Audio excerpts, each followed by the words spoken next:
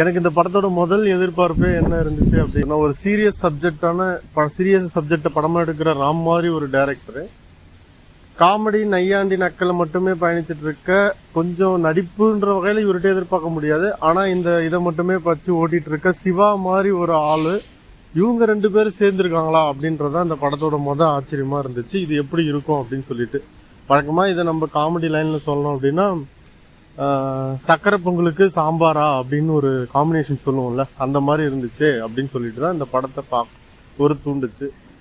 அதுக்கப்புறம் வழக்கம் போல இந்த ப்ரீவியூவில் இந்த பழைய டைரக்டரோட தோழமைகள்லாம் ஆஹோ ஓஹோன்னு உருட்டில் பார்க்கும்போது, ஆஹா இது ரொம்ப கொஞ்சம் ஹைப்பை கிளப்பியிருக்காங்களே அப்படின்னு சொல்லிட்டு நானும் இந்த படத்தை ஃபேமிலியாக தான் பார்த்தேன்.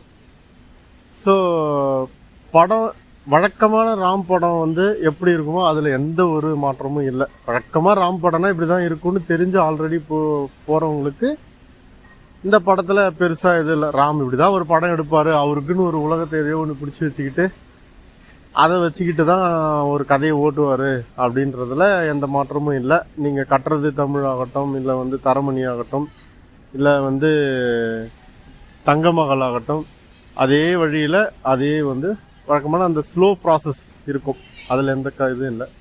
ஆனால் இந்த கதை அப்படின்னு எடுத்துக்கிட்டால், இப்போ ஒருவேளை நம்மளுக்கு தான் அந்த பையன் பண்ணுறதெல்லாம் இரிட்டேட்டிங்காக இருக்குது சரி அப்படின்னு சொன்னால், அந்த வயசு பசங்களுக்கே அது இரிட்டேட்டிங்காக தான் இருக்குது.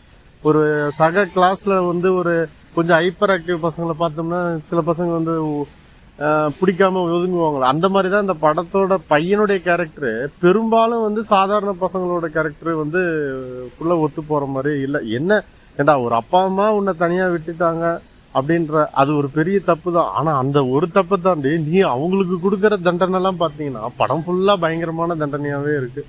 சிவாவோட, அதாவது ராமோட ஒரு ராம் மாதிரி ஒரு டைரக்டர்ஸ் அப்படி அந்த மாதிரி டைரக்டரோட கதையை சிவா மாதிரி ஒரு ஒன்லைனர்கள் தான் இந்த படத்தை தூக்கி நிறுத்த வேண்டியதாக போச்சு அப்படின்னு நினைக்கும் போது இது ரொம்பவே கஷ்டமாக இருந்தது. ஏன்னா அந்த ஒன்லைனர்ஸ், அந்த காமெடி, அந்த ஒரு இதுவுமே இல்லை அப்படின்னா மொத்தமாக சாஞ்சி உக்காந்துன்னு பார்த்த படத்தை படுத்துக்கிட்டு பார்த்துட வேண்டியதுதான், அந்த மாதிரி ஆயிருக்கும்.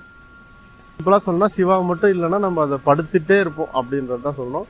மற்றபடி நம்ம பயணங்களில் ராம் சொல்கிற மாதிரி வாழ்க்கையில் எல்லாரையும் நல்லவங்களே பார்க்குறோம், நம்ம கண்ணுக்கு படுறவங்களாம் நம்ம நல்லவங்க தான், நம்ம பழகிற இடத்துலலாம் நல்லவங்களாவே பழகிறோம் அப்படின்றத அதை மட்டுமே தூக்கி வச்சுக்கிட்டு சொல்கிறதுல இன்னும் கொஞ்சம் சுவாரஸ்யமாக சொல்லலாம் அப்படின்றது தான்.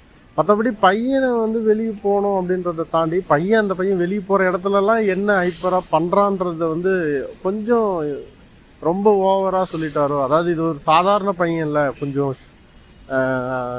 மைண்ட் லெவலில் ஏதோ ஒரு ஸ்பெஷல் பையன் அப்படின்ற மாதிரி ஏதோ சொல்ல வந்துட்டாரோ அப்படின்றது தான் ஒரு இது தோணுச்சு. அஞ்சலி அவருடைய அந்த ராமோட டச்ன்ற மாதிரி அஞ்சலி இந்த கதையில் கொண்டு வந்த விதம் ஓகே.